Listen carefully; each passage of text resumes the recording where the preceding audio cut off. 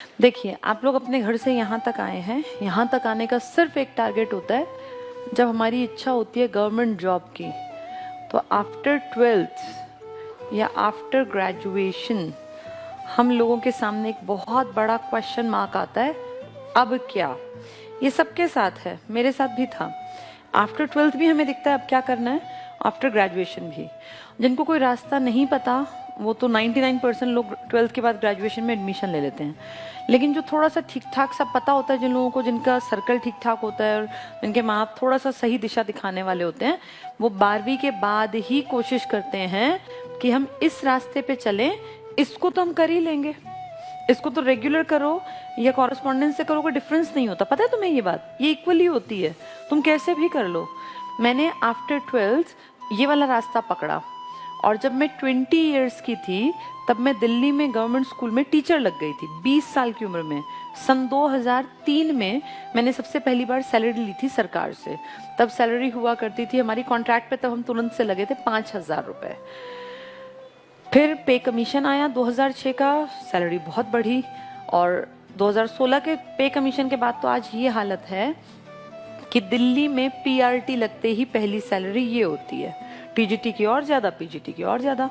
Police में अगर दिल्ली में हो जाता है 40,000 के आसपास सैलरी है, हरियाणा में है तो 35,000, यूपी में है तो मेरे ख्याल 30, 32, 35 के आसपास होगी।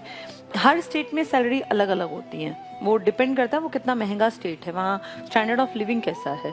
मैं आपको ये बता रही हूँ कि 12वीं के बाद भी रास्ता यही होता है, और ग्रेजुएशन के बाद भी।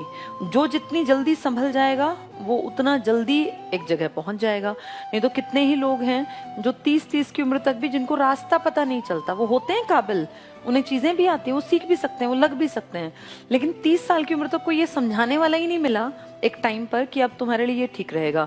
तो हम दूसरे फील्ड में मेहनत करते गए, फिर वहां से लौट के आए। जैसे कितने ही स्टूडेंट्स आते हैं बीटेक किए हुए, कितनी ही लड़कियां आती हैं जो बीटेक करके आती हैं, फिर उन्हें लगता है यार नहीं चल रही, बात नहीं बन रही, घर वाले नहीं मानते सुबह से रात तक की जॉब के लिए, फिर वो कहती हैं हम टीचिंग में जाना चाहते हैं। ऐसी बहुत सारे लड़के हैं, जाना कहीं होता है, कुछ और डिग्रियां कर रहे होते हैं। सबसे बेस्ट होता है गवर्नमेंट जॉब की तैयारी एक एवरेज परिवार के लिए, इससे बढ़िया कुछ नहीं है।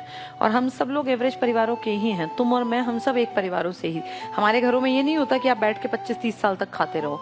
पेरेंट्स 12वीं के बाद एक्सपेक्ट करते हैं कि आप अपने खर्चे लायक कमाने लग जाएं, चाहे आप ट्यूशन पढ़ाएं, आप कुछ भी करें, कम से कम 2-3 साल और देंगे वो आपको, उसके बाद फिर वो परेशान हो जाते हैं, वो ताने भी मारने लगते हैं। वो बिल्कुल नॉर्मल है, कोई भी आदमी अपने घर अपने बेटा बेटी को कितने दिन बैठा के खिलाएगा। तो अपनी कोशिश करनी चाहिए गवर्नमेंट जॉब की जल्दी से जल्दी। परिमल सर ने बताया होगा, मैथ्स है, रीजनिंग है, जीके है और इंग्लिश है, ये बेस है, ये हर पेपर में आएगा। तुम्हें टीचिंग में जाना है, बैंक में जाना है, रेलवे में जाना है, पुलिस में जाना है, एसएससी में जाना है, एचएसएससी में, कहीं भी जाना है, ये तो सीखना ही पड़ेगा। इनसे कोई बचाव नहीं है, हर एक को सीखना पड़ेगा। इनको सीखने में 1 साल के आसपास में बहुत अच्छी तैयारी कर सकता है कोई बच्चा, अगर डेडिकेटेड होके पढ़े तो। टाइम पास करोगे तो 4-5 साल भी लग जाएंगे, लेकिन अगर ये सोचोगे मेरे पास 1 साल है, मुझे 2022 का बेस्ट यूज करना है। अब तुम फरवरी बीत गया, लगभग 22 तारीख हो गई आज, आप ये मानो 2022 का फरवरी गया, मार्च से लेकर दिसंबर तक बहुत जम के मेहनत करोगे तो 2023 में तुम जॉब में आ सकते हो। कोई बहुत बड़ी बात नहीं है। हाँ, डेडिकेटेड होना पड़ता है, डेली आना पड़ेगा, पढ़ना पड़ेगा, इसका कोई दूसरा सब्स्टिट्यूट नहीं है। पर अगर तुम जम के पढ़ोगे तो 100% तुम्हें जॉब मिल जाएगी। जैसा टीचर बताते जाएं वैसा करते जाना, ठीक है।